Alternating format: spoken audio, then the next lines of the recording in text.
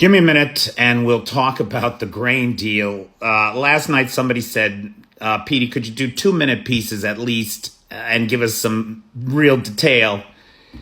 And it's tough, guys, in this format to do that, right? They want short content. Anyway, something like the grain deal is too important.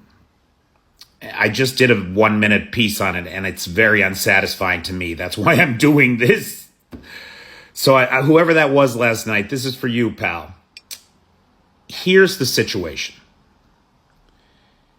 And it's a complex, the nature of global markets is a complex question. And we have to remember that markets are optimized these days for just-in-time delivery. So every business, every exporter, every broker, every farmer has a niche that they fit in, and they depend on that niche being undisturbed in order to function. And when we look at global markets for grain, the niche that Ukraine has occupied is in the high volume, low cost shipment of grains.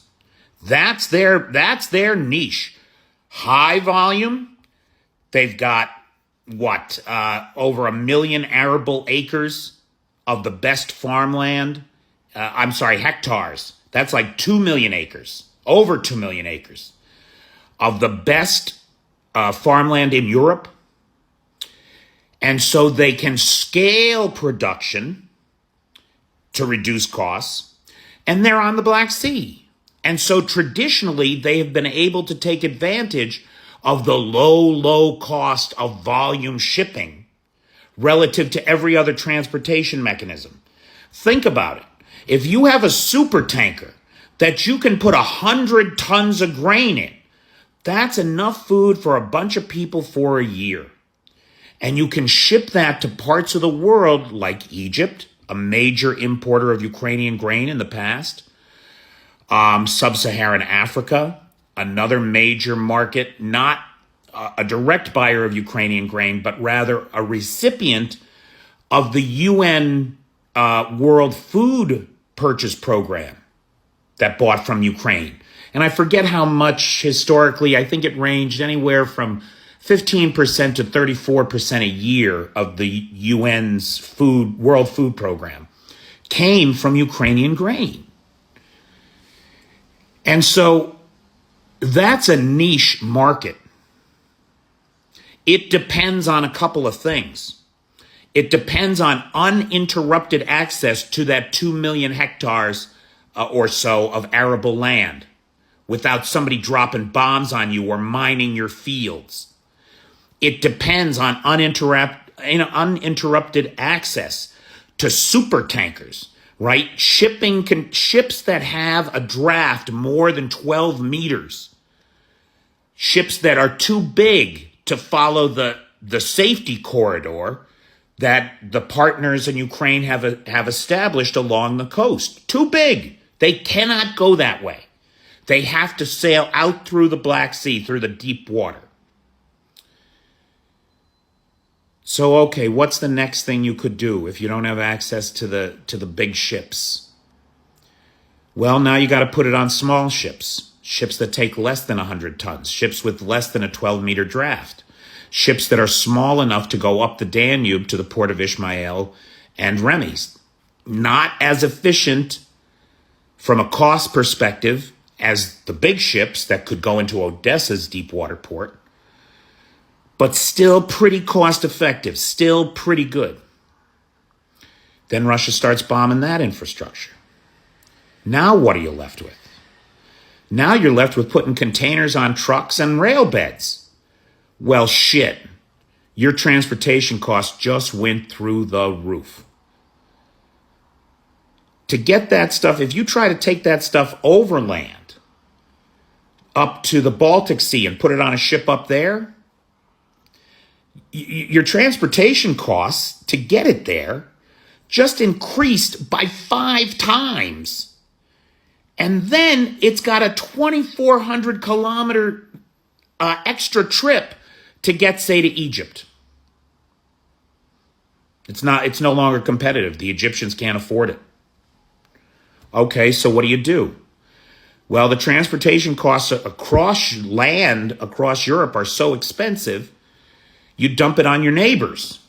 So you take the low cost, high production volume, and you just dump it on the local markets in Poland and Slovakia and Hungary. The problem is those guys have niche markets of their own, that is to say the European market, and their production costs are much higher because they don't have 2 million arable acres of land to produce on, and they don't have a lower cost of labor.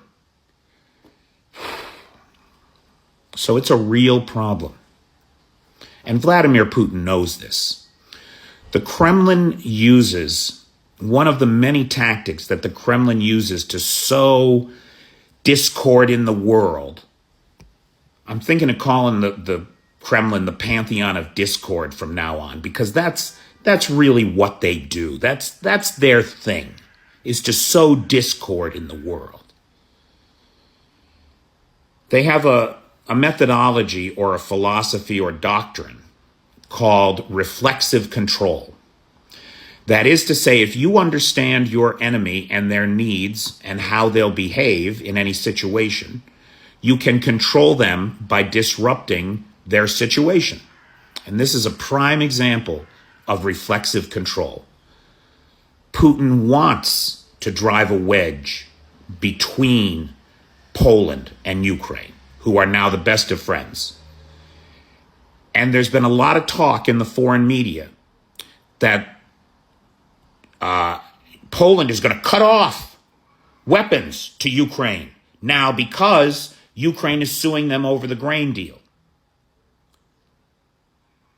This is nonsense.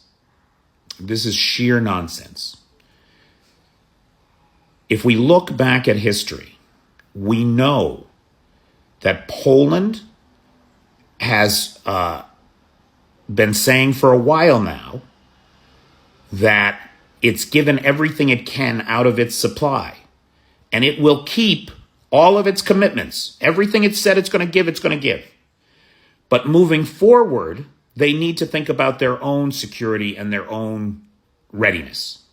And we saw that 3 months ago when they ordered the Patriot systems, right? That's for Polish readiness. And that's perfectly understandable. It just happens to coincide with this grain deal. They're not related, guys. I didn't think they were when this happened. Then I thought maybe they were because the foreign press is reporting it. They are not. President Duda came out last night and said specifically that the two things are not related. And Kyiv has confirmed that. They don't believe that it's related. And in fact, all the partners in this, all these good friends who have this real problem, this dilemma caused by a foreign enemy, sat down and have worked it out, or are close to having it worked out. So the pantheon of discord has failed. That's the lesson here.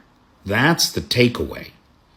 They have failed to cause the problems between these good friends of democratic persuasion who are standing up in the face of this tyranny and will not let this cause food insecurity for 400 million people in the world, because that's what Putin really wants.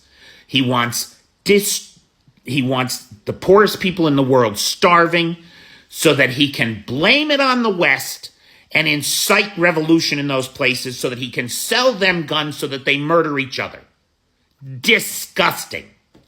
And meanwhile, he can take all their gold mines, timber, and copper for himself. It cannot be allowed.